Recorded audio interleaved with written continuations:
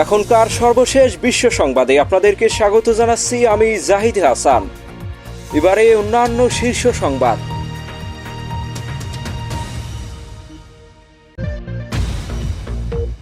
এবার যে কোনো আগ্রাসনের জবাব দিতে প্রস্তুত ইরান।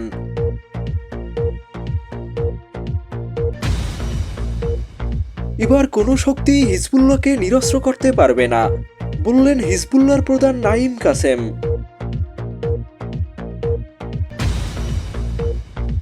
এবার ইসরায়েল আঞ্চলিক উত্তেজনা বাড়াচ্ছে, বললেন সিরিয়ার প্রেসিডেন্ট আহমেদ আল শারা।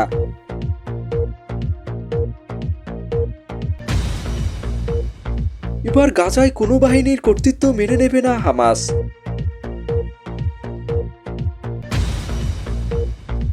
এবার গাজায় যুদ্ধবিরতির দ্বিতীয় ধাপ শিগগিরই শুরু হবে, বললেন মার্কিন প্রেসিডেন্ট ডোনাল্ড ট্রাম্প।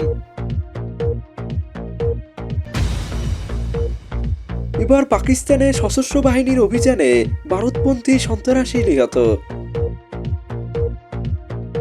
এতক্ষণ শুনছিলেন সংবাদ শিরোনাম, এবারে বিস্তারিত সংবাদ। তবে তার আগে অনুরোধ থাকবে, আপনি কোথা থেকে আমাদের খবরটি দেখছেন অবশ্যই কমেন্ট করে জানান। এরকম সঠিক গুরুত্বপূর্ণ খবর পেতে আমাদের চ্যানেলটিকে সাবস্ক্রাইব করুন।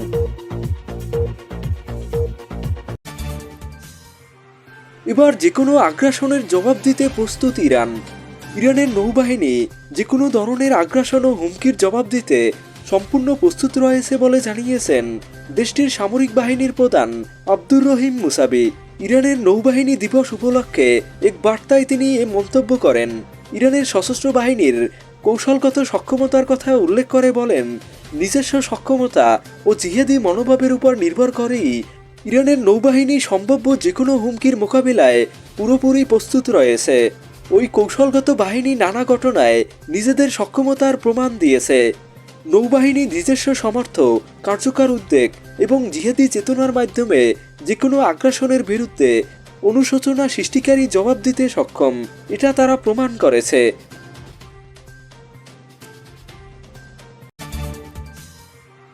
এবার কোনো শক্তি হিজবুল্লাহকে নিরস্ত্র করতে পারবে না, বললেন হিজবুল্লাহর প্রধান নাঈম কাসেম। যুক্তরাষ্ট্র ও ইসরায়েল হিজবুল্লাহকে নিরস্ত্র করার যে পরিকল্পনা করেছে তা কোনোভাবেই সফল হবে না, এমনই হুঁশিয়ারি উচ্চারণ করেছে হিজবুল্লাহর প্রধান।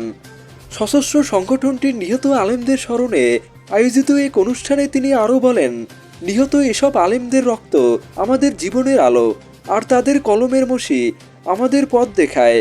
লেবানন সহ বিশ্বের অনেককেই হিজবুল্লাহর বিকাশ বিস্মিত করেছে। শত্রুরা চেয়েছিল হিজবুল্লাহকে ধ্বংস করতে, কারণ হিজবুল্লাহ দেশপ্রেম, স্বাধীনতা ও মর্যাদার প্রতীক। তার মতে হিজবুল্লাহ জাতীয়ভাবে একত্রিত করার শক্তি হিসাবে নিজেদের প্রমাণ করেছে। লেবাননকে গড়ে তোলা ও মুক্ত করার কাজে দলটি যে কোনো পক্ষের সঙ্গে সহযোগিতা করতে প্রস্তুত বলেও জানান তিনি। ইসরায়েলের সম্প্রসারণবাদী আগ্রাসনের বিষয়ে তিনি আরও বলেন, লেবাননের বিরুদ্ধে ইসরায়েলের আগ্রাসন প্রতিরোধে সব ধরনের উপায় গ্রহণ করা জরুরি।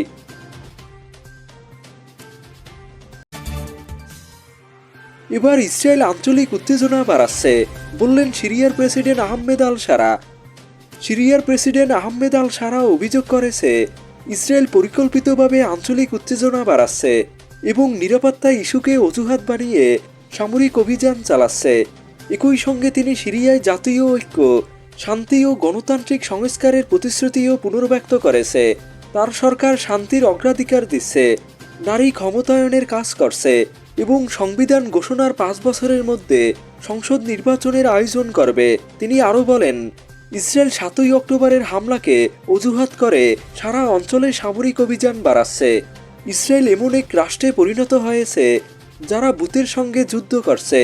তিনি আরও বলেন, সিরিয়ার স্বৈরাচারী সরকারের পতনের পর সিরিয়া জুড়ে ইসরায়েলি বিমান হামলায় কয়েকশো মানুষ নিহত হয়েছে। এছাড়া দক্ষিণ অঞ্চলে অনুপ্রবেশ এবং চেকপোস্ট স্থাপনের অভিযোগ করেছে আহমেদ আল শারা। তিনি বলেন, ইসরায়েলকে আসাদের পতনের আগের অবস্থানে ফিরে যেতে হবে এবং গোলান মালভূমি নিয়ে 1974 সালের যুদ্ধবিরতি চুক্তি মেনে চলতে হবে। তিনি সতর্ক করে বলেন, ওই চুক্তিকে পরিবর্তনের চেষ্টা এই অঞ্চলকে বিপদের দিকে ঠেলে দিতে পারে। তিনি দাবি করেন, সিরিয়া ইসরায়েলে হামলা চালায়নি, বরং নিজেদের ভূখণ্ড রক্ষার লড়াই করছে।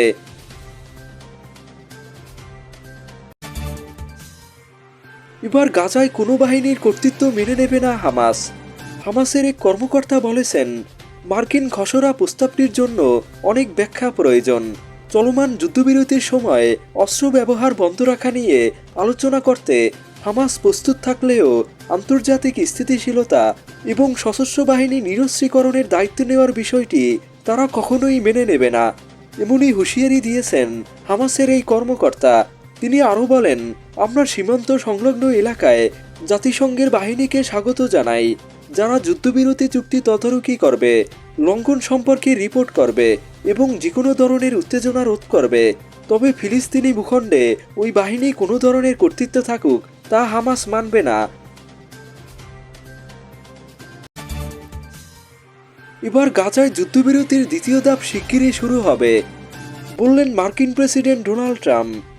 ফিলিস্তিনের প্রতিরোধ আন্দোলন হামাস ও ইসরায়েলের মধ্যে চলমান যুদ্ধবিরতির দ্বিতীয় ধাপ শিগগিরই শুরু হবে। যুক্তরাষ্ট্র, কাতার ও মিশরের মধ্যস্থতায় 500 বারেরও বেশি চুক্তি লঙ্ঘন করে হামলা চালিয়েছে ইসরায়েল। এর ফলে যুদ্ধবিরতির পরেও নিহত হয়েছে প্রায় 400 ফিলিস্তিনি।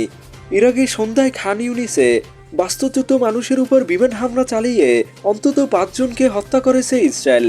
এর আগে ইসরায়েল দাবি করে তাদের সেনাদের উপর হামলা চালানোয় হামাসের এই সদস্যকে লক্ষ্য করে হামলা চালানো হয়েছে।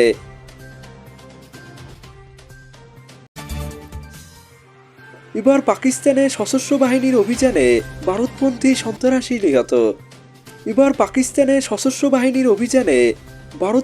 সন্ত্রাসী নিহত। পাকিস্তানের খাইবার পাখতুনখোয়া প্রদেশে ভারতীয় মদতপুষ্ট 9 জন সন্ত্রাসীকে হত্যা করেছে দেশটির সামরিক বাহিনী। এ তথ্য জানিয়েছে আন্তঃবাহিনী জনসংযোগ অধিদপ্তর ISPR। সন্ত্রাসীদের উপস্থিতির খবরের ভিত্তিতে সন্ত্রাসীদের আস্তানায় হামলা চালায় এবং 7 জনকে হত্যা করে। সেই সাথে অভিযানে আরও 2 সন্ত্রাসী নিহত হয়।